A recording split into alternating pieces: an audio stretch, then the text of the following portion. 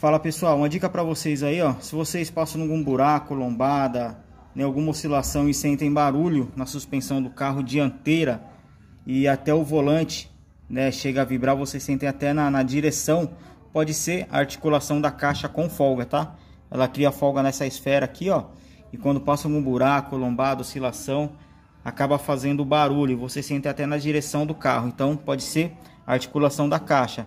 Sentiu isso, galera? Leva no seu mecânico de confiança para ele dar uma verificada, porque começar a rodar com a articulação da caixa com folga pode danificar a sua caixa de direção, né? Porque elas trabalham interligadas aqui, ó, né? Então, ouviu barulho, alguma coisa estranha na suspensão do carro parte dianteira, leva no seu mecânico de confiança para ele dar uma verificada, porque pode ser a articulação da caixa com folga. Beleza, galera? Mais uma dica aí.